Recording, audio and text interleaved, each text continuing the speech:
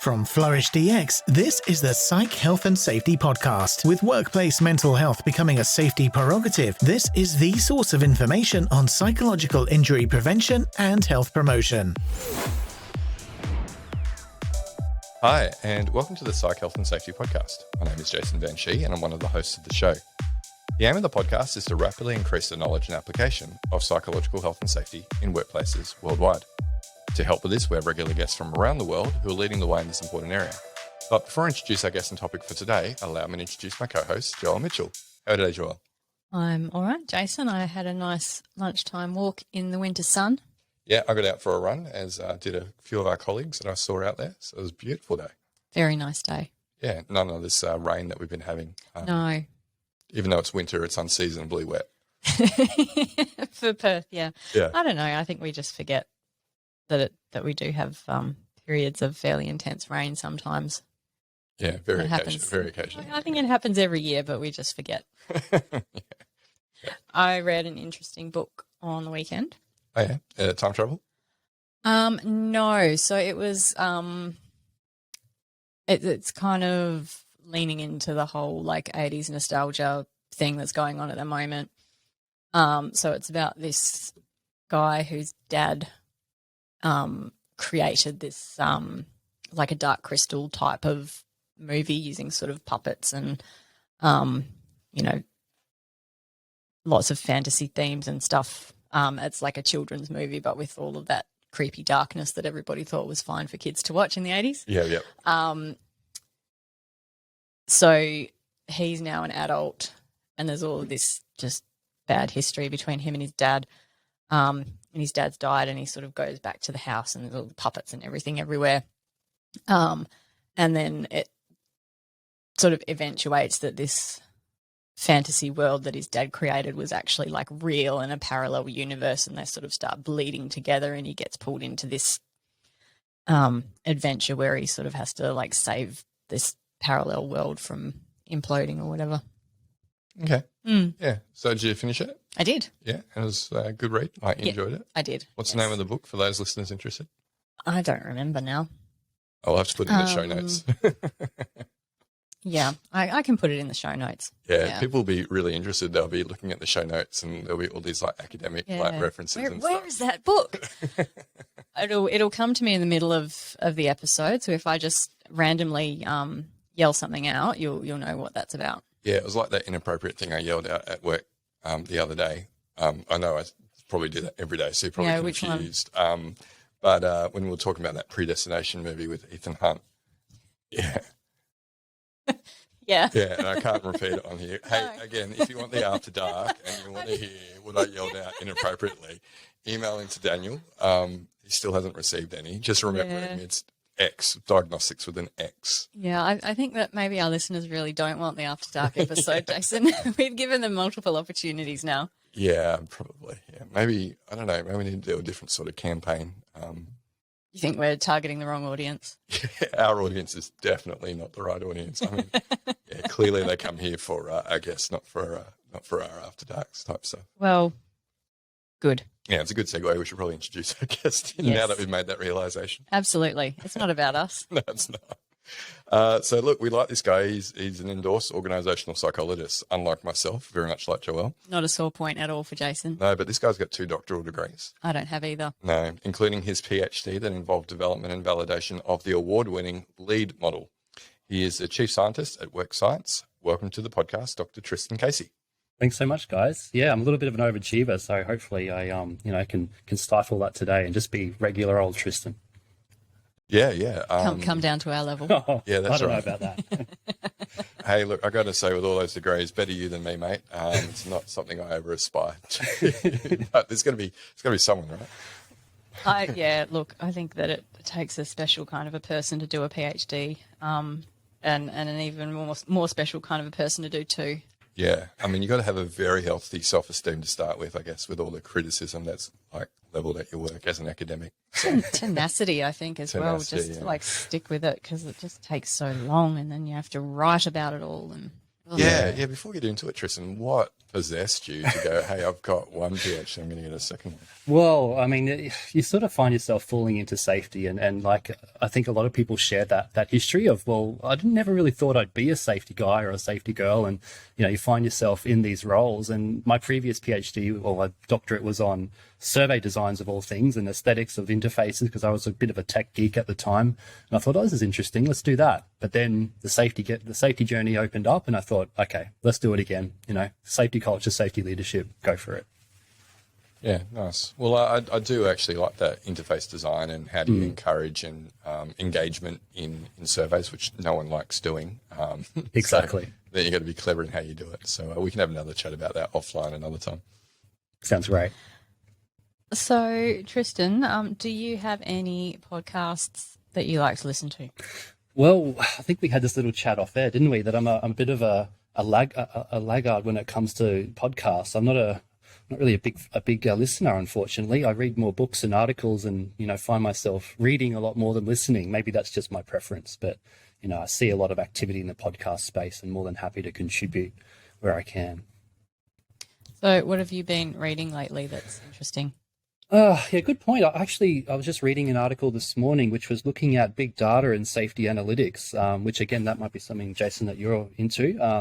And it's sort of like this idea of a framework or an evaluation model to say, well, how ready is my system for big data in terms of maybe safety reporting systems?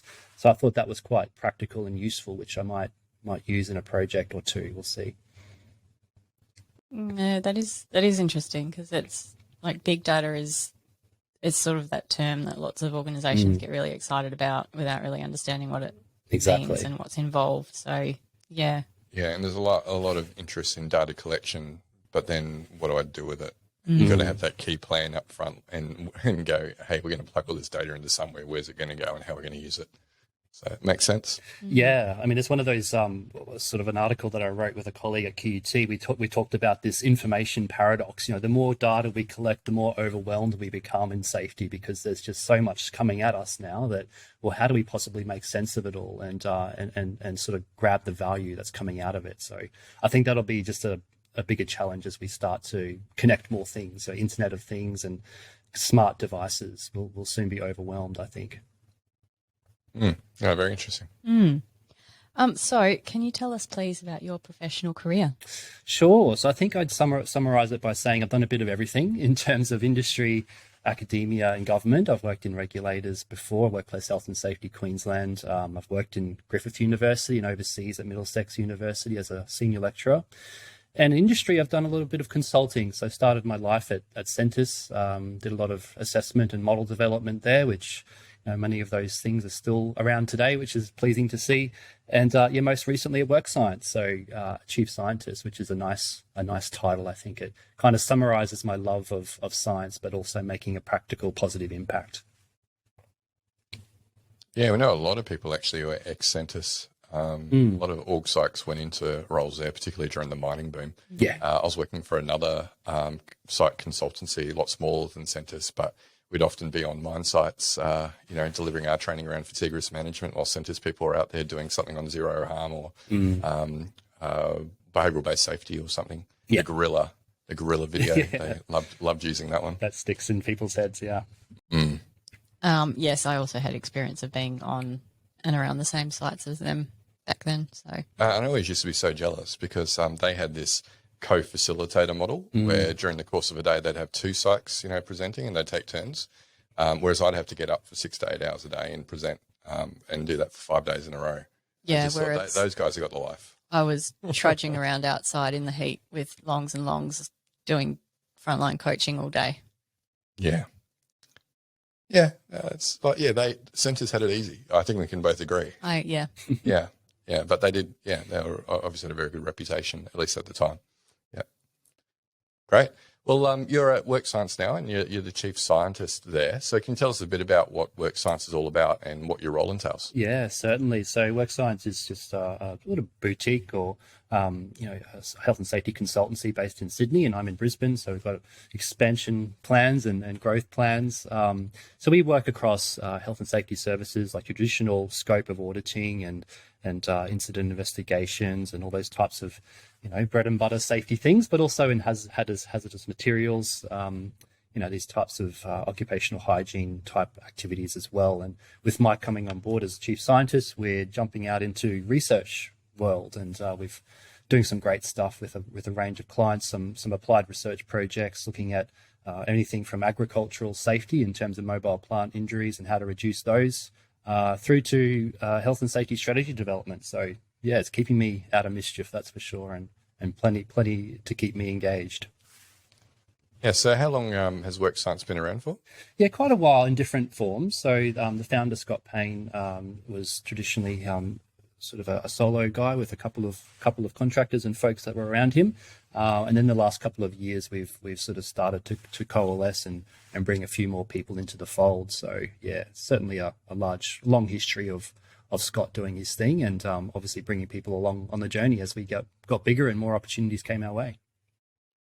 Yeah, so tell us, in your role as chief scientist, I mean, what gets you out of bed in the morning? What do you really enjoy as part of that role? Yeah, I mean, it's interesting because it's the variety, I guess. It can be anything from jumping into a data set and analysing a survey through to writing a cracking proposal that a client really likes and articulates a compelling solution for them to invest in. So it's just the variety, I guess, and the diversity of the different tasks and just the levels of interaction. It could be interviewing a frontline worker, talking about their challenges and frustrations with safety, all the way up to presenting results back to a board or a senior executive team, being challenged on some of the data, or having robust conversations about how we can get them to reflect on their own performance and think about actions they could commit to. So yeah, I think it's just that every day is different. That really energizes me. Yeah, I got to say, I enjoy those elements of the role myself. And the fact that, we get some healthy banter in the office, and Joelle keeps me very level-headed. What did you call me earlier? No, sorry, we can't repeat that. When I was wearing the hat. You mean when I said that you were a marketing genius? No, the bit after that, when I was wearing the hat. Oh, later. Yeah. No, we wouldn't have to add an E to the episode if I did say what I said, but yeah. So, I was just telling Jason that he looked foolish with the way that he was wearing his hat. Yeah. So I wore my hat when I went out for a run because it's sun smart. But you weren't wearing it sun smartly in the office, though. No, but out of the 3 people that commented on how I looked wearing the hat, nobody was positive. No one was positive. So I decided just to go bald gracefully and not wear the hat. Anyway. That's enough about you. That's enough about me. Yeah, sorry, Tristan. This is about you. We've already determined our guests aren't here for us. They're here for our listeners are here for our guests. So, yes. All right. So, Tristan, last year, in 2021, you were the lead author in a report that has a long title, and I'm going to read it all. So bear with me, listeners. Stigma towards injured or ill workers. Research on the causes and impact of stigma in workplaces and approaches to creating positive workplace cultures that support return to work. Full stop. So that's a true psychological research paper title right there. You can't have a good psych paper without a colon somewhere in the title, right? Yeah. I can't see it saying regression or ANOVA or multivariate. That's true. That's true. Systemic. Yeah. So missed a couple of easy ones there, Tristan. I've got to say, you had a lot of words, but you missed opportunities there. Yeah. So let's actually talk about the research, not the title. Sure. So can you tell us what were some of the drivers that led to that project kicking off? Yeah, well, I mean, there is some analysis in the report. So, if you're really keen to see some statistics, you can jump in there and get into it. So I will throw a couple of stats at you to sort of talk about the drivers. So in terms of, what really drove this project, it was a Safe Work Australia initiative, of course. And they were seeing, I think, a few patterns emerging, and particularly from their National Return to Work survey, where a third of workers reported in that survey in 2018 that they anticipated some sort of negative repercussion from their employer or colleagues as a result of being injured at work. So there's sort of this sense that, if something goes wrong, if I'm injured either psychologically or physically, there will be some sort of, negative outcome for me, whether it be ridicule, humiliation, or ostracism in the organization. And this is a bit of a scary stat. 15% of people said that their employer has kind of actively discouraged them from reporting or making a claim in the injury and illness space. So I think in terms of the environment in which injury and illness happens, there's a clear burning platform that we need to do something about stigma.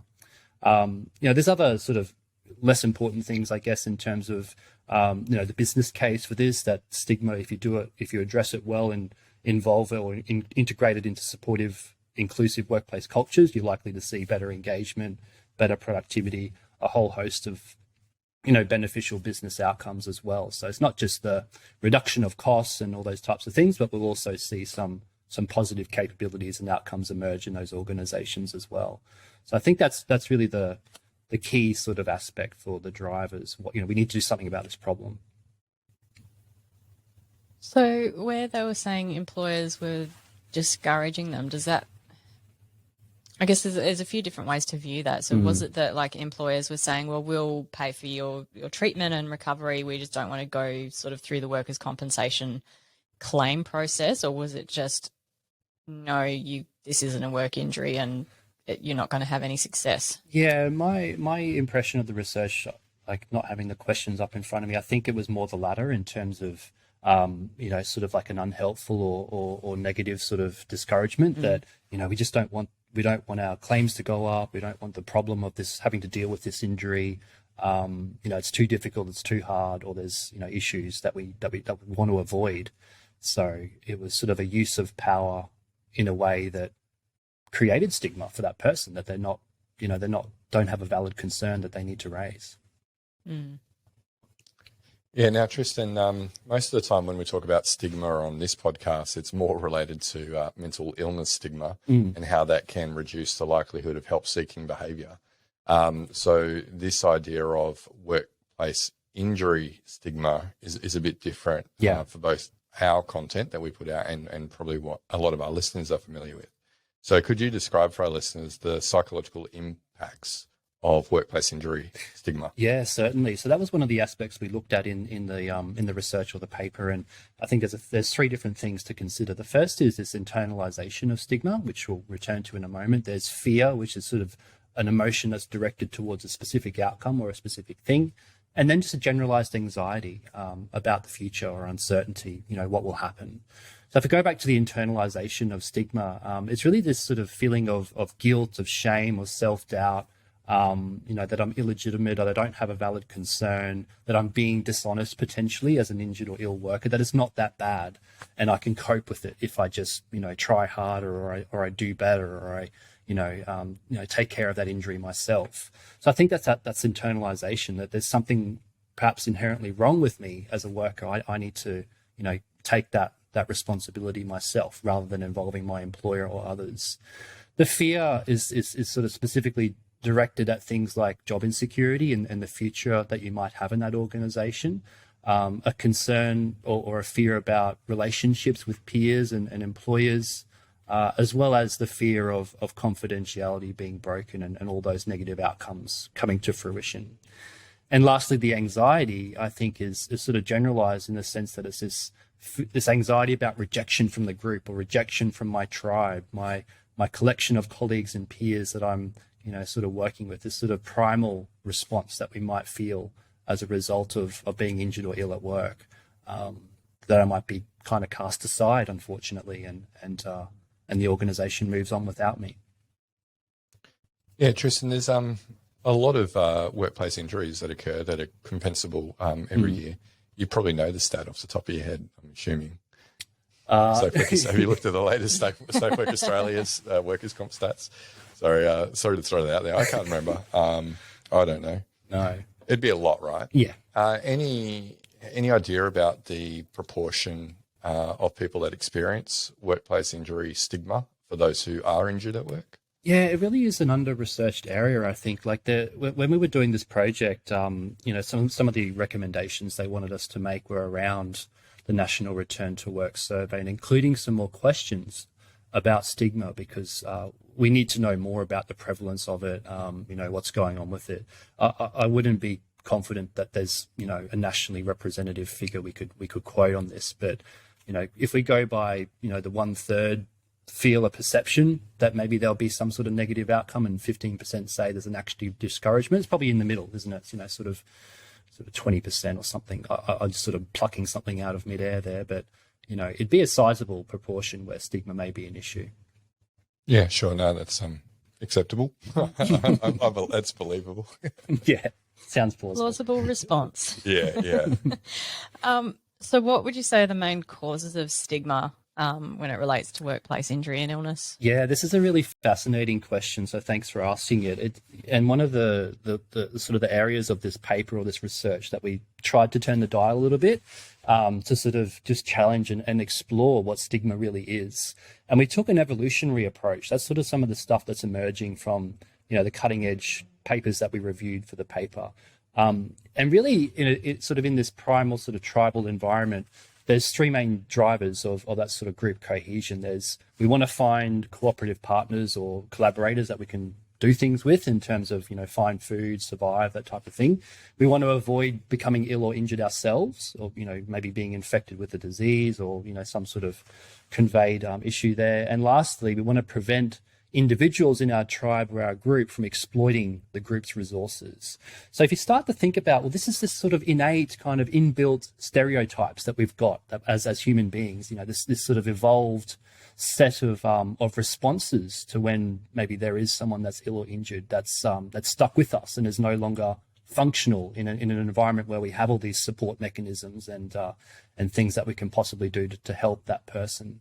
If you think about the modern incarnation of those, tribal or primal stereotypes, there's things like, an injured worker is untrustworthy or unreliable. They might potentially be dangerous. There's the general stigma around some certain mental health conditions that can be activated here as well.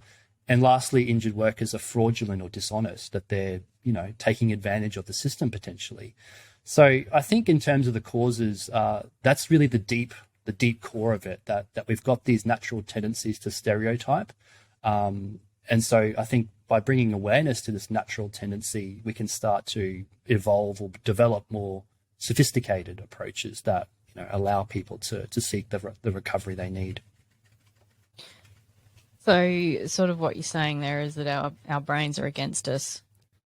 Well, I think in a way, yes, against us in the sense that many of the evolved characteristics and functions that we have, in the modern era are just no longer so functional. They might have served a purpose, thousands of years ago when we were trying to just gather the resources we need to survive, and every day was a dangerous situation. But nowadays, of course, those evolved aspects have just changed and morphed into something that obviously is still unhelpful.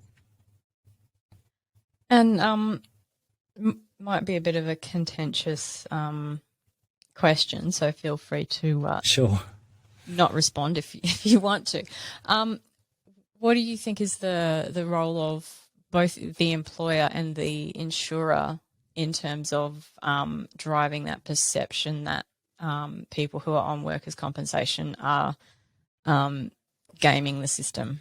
Yeah, I mean, that's a really great question, and I'm happy to answer it. There was another aspect or box to our model, which talked about sort of the deliberate use of power by those in authority to quash or sort of push down people that might be seeking to gain compensation or claims. And, things like surveillance practices of insurers, which kind of conveys the sense that everyone's kind of guilty or dishonest until they can prove otherwise. It sort of reverses the onus of proof, presumption of guilt, and some of the investigation techniques that employers and even insurers use is sort of idea that, this assumption that people are, taking advantage in some ways. So that's sort of structural aspects of stigma, the sort of the processes and policies in an organization.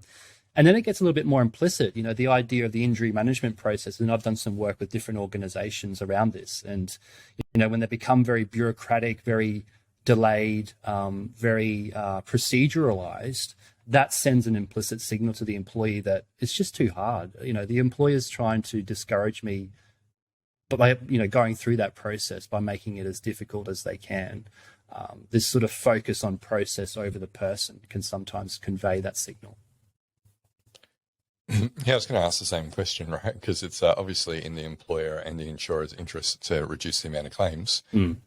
So is there some kind of desire to make it not desirable to report an injury? Only if you're thinking really short term as the employer, though. Like, if you've got employees who are being injured and you're doing your very best to prevent them from getting the treatment that they need, what are all of the ripple effects that has on your workforce, not only on that particular injured employee. You're going to be doing that repeatedly. It's ultimately going to impact your productivity, your profitability, your employer of choice status, all of that kind of thing. So I think it's a short term. I'm thinking more specifically for small businesses, right? And family businesses. In larger businesses, there's less of there's more of a divide between the manager, the people who are helping to process a claim, do the injury management with the injured employee, to who pays the bill for the insurance premiums and that sort of thing. If you're the owner and payer of those compensation things, and maybe you're trying to sweep injuries under the rug so your premiums don't go up, which could hurt you a lot more as a small business compared to a large business, exiting employees out of the business rather than helping them get treatment. Did the research look at the differences in this perceived stigma by size of company? Yeah, I was just scanning because I've got a couple of stats I can share with you on that. So, we did a survey of 150 different HR and safety professionals across Australia. So it's not a massive sample, but it was representative of sort of general population of those people. And compared to larger businesses, small businesses were less likely to have stigma in their environment. That was sort of the perception of those folks, and more likely to offer proactive support, which I guess it kind of makes sense. If you're sort of a smaller family operated business, maybe your natural cultural proclivity is to support your people, to recognize sort of the long-term disadvantages of terminating people, or investing in them, making sure that you keep all that business knowledge in your organization. You just killed my theory, Tristan. I win. Exact opposite. This is a small sample though, but I mean, maybe. Oh, well, most small businesses wouldn't have dedicated HR or safety people either. So that's right. Well, these were, maybe people that wore a couple of hats, perhaps, but the jury's still out. We need to do more research. Yeah, there you go. Inconclusive, Joel, is what I hear from Dr. Tristan. All right, and what I'm hearing from you, Jason, is that if I get injured at work, you're going to do your darndest so that I don't actually lodge a workers' compensation claim. We'll talk about that off air. So, I guess on a related topic, how does stigma influence willingness to disclose an injury or illness, make a claim, and engage in recovery activities?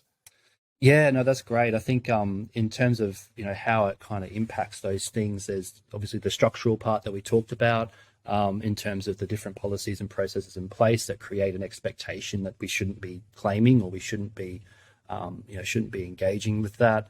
There's the organizational aspects we discussed, and then there's relationships in the organization. So feeling as though people are gossiping, or people are judging me, or maybe ostracizing me from the group.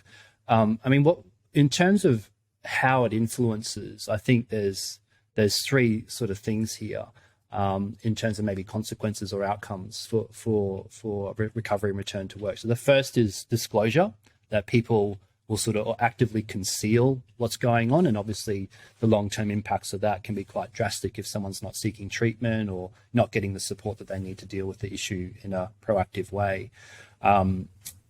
The whole make a claim process is sort of the next step, and that can be impaired. People may minimize the claims, the amount of money that they put on those claims because they feel guilty or don't want to impose costs on the insurer or their employer. And they may even get involved in medical tests and other things that they don't need to do out of a willingness to sort of please their employer or demonstrate their honesty that there is something legitimate going on. And the last step, I think, is with the return to work. And the key issue here is people overcompensating, really trying their darndest to do the best they can, which may re-injure them or exacerbate an existing injury. They may even come back to work too early before they've fully recovered. So, yeah, a few challenges there, I think, that we need to be aware of. Yeah, for sure.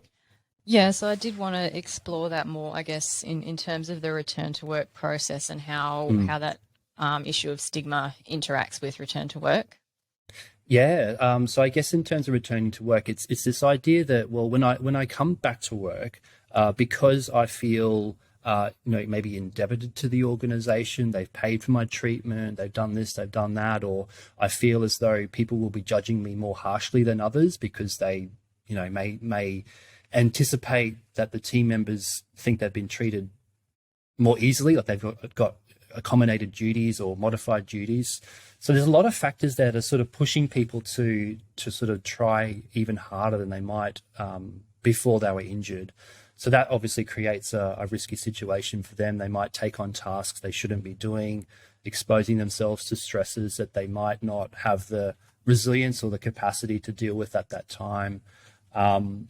And then other things like they may obviously leave the organization too if they feel that, the situation is just unrecoverable, or they feel too much shame and guilt about what's happened. And then the organization might have lost a great resource. Particularly when you think about the research around lived experience and the value that people with lived experience can provide in terms of peer support and education and training in that organization. Well, and the opportunity to improve those return to work systems as well, right? Like once you've actually had to deal with the realities of those systems, I think there's so much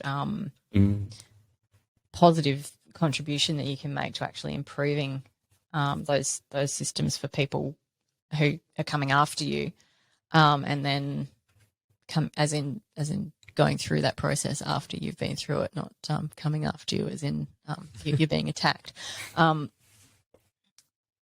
And I've distracted myself from my main point. And surely then, so the ability to actually contribute in a positive way to improving those processes would also help from a recovery perspective as well, I would imagine. Yeah, I mean, if the person can provide their feedback along the way, and in our research, we looked at a model which is proving to be quite versatile. It's the ICE model: involvement, certainty, and empathy.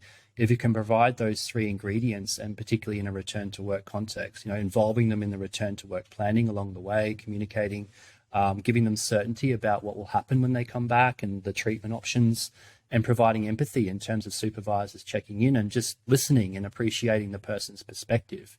I think if we can do that, we boost their chances of returning more healthy, and shortening that recovery trajectory as well. Yeah, and there's a piece around them being an active participant in their return to work process as well, right? Because a lot of the time, they sort of feel like it's being done to them and around them. Precisely. And they get sort of drip-fed information about what they need to do and when, but all of the big decisions are being made without their input or knowledge. Exactly. So that in some organizations, they have, sort of the case conference approach where there's experts coming together and discussing all the things about the person. And sometimes that gets muddled up with performance management and, other sorts of issues that really shouldn't be part of that conversation. It should be focused on, having the person there talking about their recovery, and also focused on what can be done to support them rather than what can be done to deal with the problem, perhaps. Mm. Yeah. I'm going to say I like that ICE model because it maps very well onto self-determination theory, which is my favorite theory for intrinsic motivation. So looking at competence, so that's that surety or confidence, if you like. There's a related piece, which is that empathy piece, and then there's the control piece as well, so involvement. So it's a very, very strong driver of motivation. So I like it. Great. Hey, we've talked a bit, Tristan, about, I guess, the causes and consequences of I'm so used to saying mental illness stigma, workplace injury stigma, for those listeners who've lost track. What are some protective workplace factors or organisational actions that can help to destigmatise occupational injury and illness? Yeah, great question. There's the research identified 6 different protective factors, and I think the key with these protective factors is the secret to their success is integrating them rather than trying to do something stigma specific, if that makes sense. And we can maybe return to that comment a bit later. But the first one's about inclusive organizational culture. So we talk about supportive cultures, diversity and inclusion concepts woven in, supportive leadership, health literacy programs. So there's sort of your education, psychoeducational stuff, combating the structural elements with policies and procedures that are fair and just, peer support and psychological support. So if you get all those sort of 6 things right, you should have a really healthy, supportive and involving culture and good outcomes for return to work, I think. Yeah, did the research point to any one of those factors being more important than the others? Yeah, great point. I mean, the problem with the research, or the lack of it, is probably a better point, is that stigma is still, there's a bit of research on it, but it's mainly qualitative. And if it has had research on it, it's been more general in terms of stigma education being woven into bigger programs like mental health first aid, for example.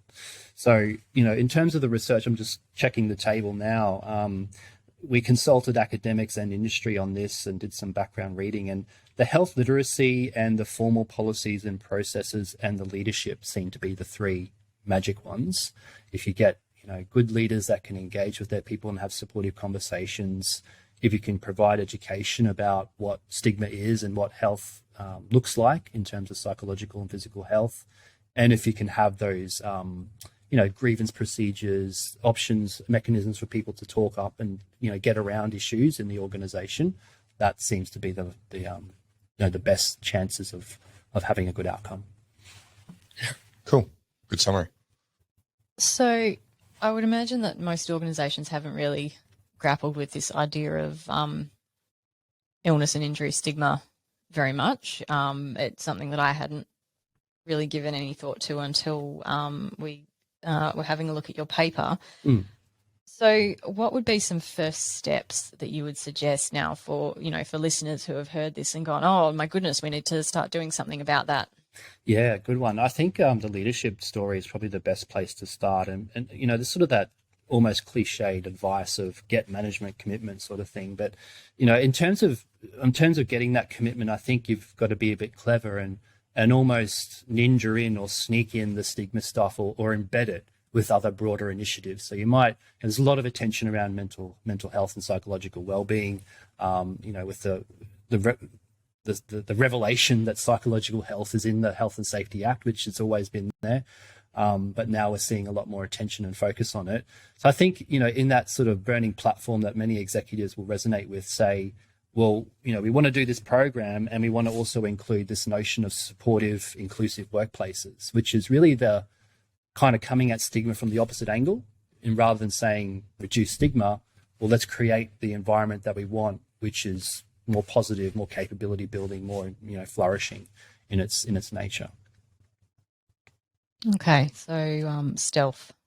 I think so. Is your recommendation? Yeah. Well, probably, maybe stealth's the wrong way of phrasing it from my perspective. Maybe it's more just integration. Let's put it. Don't make people feel like they've got to do something else. And let's do the stigma program now. Hey everybody, we're having a campaign about stigma. Yeah, exactly. Yeah, let's just let's incorporate it into something else that's already going on. Yeah. Yeah, no, embedding into existing approaches. That's our bread and butter from the org psych world. So, yeah. Mm-hmm. Yeah, and Tristan, you're contributing to a piece of work that we're doing at the moment in trying to classify, I guess, the different systems and interventions around workplace mental health and seeking to understand the maturity of those. And definitely we see integrated approaches rather than siloed approaches as more one of the markers of maturity, if you like, rather than running a stigma reduction program focused on stigma.